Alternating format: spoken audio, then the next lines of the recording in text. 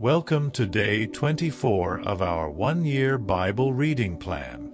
Today, we explore Exodus 6 and 7, where God reaffirms his promise to deliver Israel and sends Moses and Aaron to confront Pharaoh, leading to the first plague in Egypt.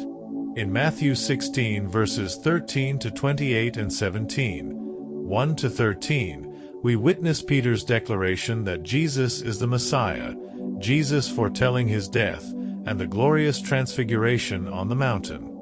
Let's dive into these powerful passages together. Exodus chapter 6. Then the Lord said to Moses, "Now you will see what I will do to Pharaoh. Because of my mighty hand he will let them go. Because of my mighty hand he will drive them out of his country." God also said to Moses, "I am the Lord. I appeared to Abraham, to Isaac and to Jacob as God Almighty, but by my name the Lord I did not make myself fully known to them. I also established my covenant with them to give them the land of Canaan, where they resided as foreigners. Moreover, I have heard the groaning of the Israelites, whom the Egyptians are enslaving, and I have remembered my covenant. Therefore, say to the Israelites, I am the Lord, and I will bring you out from under the yoke of the Egyptians. I will free you from being slaves to them, and I will redeem you with an outstretched arm and with mighty acts of judgment. I will take you as my own people, and I will be your God. Then you will know that I am the Lord your God, who brought you out from under the yoke of the Egyptians. And I will bring you to the land I swore with uplifted hand to give to Abraham, to Isaac and to Jacob. I will give it to you as a possession. I am the Lord." Moses reported this to the Israelites, but they did not listen to him because of their discouragement and harsh labor. Then the Lord said to Moses, "Go, tell Pharaoh king of Egypt to let the Israelites go out of his country." But Moses said to the Lord, "If the Israelites will not listen to me, why would Pharaoh listen to me, since I speak with faltering lips?" Now the Lord spoke to Moses and Aaron about the Israelites and Pharaoh king of Egypt, and he commanded them to bring the Israelites out of Egypt. These were the heads of their families. The sons of Reuben, the firstborn son of Israel, were Hanok and Palu, Hezron and Carmi. These were the clans of Reuben. The sons of Simeon were Jemuel, Jamin, Ohad, Jachin, Zohar, and Shaul the son of a Canaanite woman. These were the clans of Simeon. These were the names of the sons of Levi according to their records: Gershon, Kohath, and Merari. Levi lived 137 years. The sons of Gershon, by clans, were Libni and Shimi. The sons of Kohath were Amram, Izhar, Hebron, and Uzziel. Kohath lived 133 years. The sons of Merari were Mali and Mushi. These were the clans of Levi according to their records.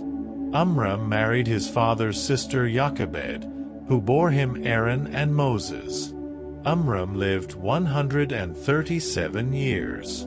The sons of Izhar were Korah, Nepheg, and Zikri. The sons of Uzziel were Mishael, Elzaphan, and Sithri.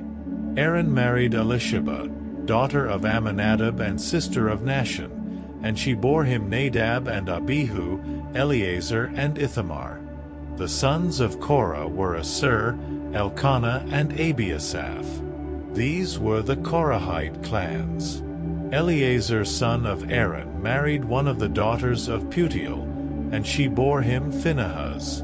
These were the heads of the Levite families, clan by clan. It was this Aaron and Moses to whom the Lord said, "Bring the Israelites out of Egypt by their divisions." They were the ones who spoke to Pharaoh king of Egypt about bringing the Israelites out of Egypt, this same Moses and Aaron. Now when the Lord spoke to Moses in Egypt, he said to him, "I am the Lord. tell Pharaoh king of Egypt everything I tell you." But Moses said to the Lord, "Since I speak with faltering lips, why would Pharaoh listen to me?" Exodus chapter 7. Then the Lord said to Moses, "See, I have made you like God to Pharaoh, and your brother Aaron will be your prophet. You are to say everything I command you, and your brother Aaron is to tell Pharaoh to let the Israelites go out of his country. But I will harden Pharaoh's heart, and though I multiply my signs and wonders in Egypt, he will not listen to you. Then I will lay my hand on Egypt, and with mighty acts of judgment I will bring out my divisions, my people the Israelites. And the Egyptians will know that I am the Lord when I stretch out my hand against Egypt and bring the Israelites out of it." Moses and Aaron did just as the Lord commanded them. Moses was 80 years old and Aaron 83 when they spoke to Pharaoh. The Lord said to Moses and Aaron, "When Pharaoh says to you, 'Perform a miracle,' then say to Aaron, 'Take your staff and throw it down before Pharaoh, and it will become a snake.'" So Moses and Aaron went to Pharaoh and did just as the Lord commanded. Aaron threw his staff down in front of Pharaoh and his officials, and it became a snake. Pharaoh then summoned wise men and sorcerers, and the Egyptian magicians also did the same things by their secret arts. Each one threw down his staff, and it became a snake. But Aaron's staff swallowed up their staffs. Yet Pharaoh's heart became hard, and he would not listen to them, just as the Lord had said. Then the Lord said to Moses, "Pharaoh's heart is unyielding. He refuses to let the people go. Go to Pharaoh in the morning as he goes out to the river. Confront him on the bank of the Nile, and take in your hand the staff that was changed into a snake. Then say to him, 'The Lord, the God of the Hebrews, has sent me to say to you, let my people go, so that they may worship me in the wilderness. But until now you have not listened. This is what the Lord says, By this you will know that I am the Lord. With the staff that is in my hand I will strike the water of the Nile, and it will be changed into blood. The fish in the Nile will die, and the river will stink. The Egyptians will not be able to drink its water. The Lord said to Moses, Tell Aaron, Take your staff and stretch out your hand over the waters of Egypt, over the streams and canals, over the ponds and all the reservoirs, and they will turn to blood. Blood will be everywhere in Egypt, even in vessels of wood and stone. Moses and Aaron did just as the Lord had commanded. He raised his staff in the presence of Pharaoh and his officials and struck the water of the Nile, and all the water was changed into blood. The fish in the Nile died, and the river smelled so bad that the Egyptians could not drink its water. Blood was everywhere in Egypt. But the Egyptian magicians did the same things by their secret arts, and Pharaoh's heart became hard. He would not listen to Moses and Aaron, just as the Lord had said. Instead, he turned and went into his palace, and did not take even this to heart. And all the Egyptians dug along the Nile to get drinking water, because they could not drink the water of the river. 7 days passed after the Lord struck the Nile. Matthew chapter 16, 13-28, 17, 1-13. When Jesus came to the region of Caesarea Philippi, he asked his disciples, Who do people say the Son of Man is? They replied, Some say John the Baptist, others say Elijah, and still others, Jeremiah or one of the prophets. But what about you? He asked. Who do you say I am? Simon Peter answered, You are the Messiah, the Son of the living God.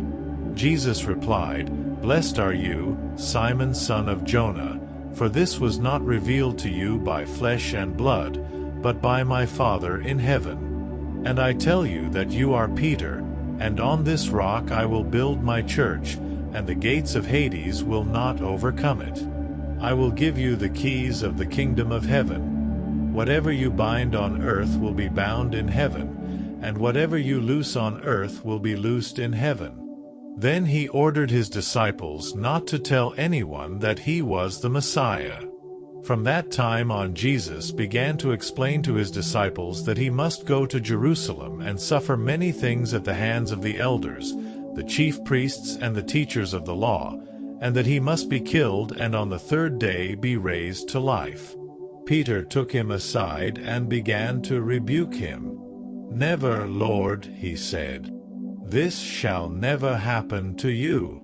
Jesus turned and said to Peter, "Get behind me, Satan. You are a stumbling block to me. You do not have in mind the concerns of God, but merely human concerns." Then Jesus said to his disciples, "Whoever wants to be my disciple must deny themselves and take up their cross and follow me. For whoever wants to save their life will lose it, but whoever loses their life for me will find it. What good will it be for someone to gain the whole world, yet forfeit their soul? Or what can anyone give in exchange for their soul? For the Son of Man is going to come in his Father's glory with his angels, and then he will reward each person according to what they have done. Truly, I tell you, some who are standing here will not taste death before they see the Son of Man coming in his kingdom." After 6 days, Jesus took with him Peter, James, and John the brother of James, and led them up a high mountain by themselves. There he was transfigured before them. His face shone like the sun, and his clothes became as white as the light. Just then there appeared before them Moses and Elijah, talking with Jesus. Peter said to Jesus, "Lord, it is good for us to be here. If you wish, I will put up 3 shelters, one for you, one for Moses, and one for Elijah." While he was still speaking, a bright cloud covered them, and a voice from the cloud said, "This is my Son, whom I love. With him I am well pleased. Listen to him." When the disciples heard this, they fell face down to the ground, terrified. But Jesus came and touched them. "Get up," he said. "Don't be afraid." When they looked up, they saw no one except Jesus. As they were coming down the mountain, Jesus instructed them, "Don't tell anyone what you have seen, until the Son of Man has been raised from the dead." The disciples asked him, "Why then do the teachers of the law say that Elijah must come first?" Jesus replied, "To be sure, Elijah comes and will restore all things. But I tell you, Elijah has already come, and they did not recognize him, but have done to him everything they wished. In the same way the Son of Man is going to suffer at their hands." Then the disciples understood that he was talking to them about John the Baptist. Today's reading reminds us of God's faithfulness, the power of Jesus as the true Messiah, and the glory of his kingdom. What impacted you the most? Share your thoughts in the comments. Don't forget to like, share, and subscribe, and join me tomorrow for day 25 as we continue this life-changing journey through the Bible.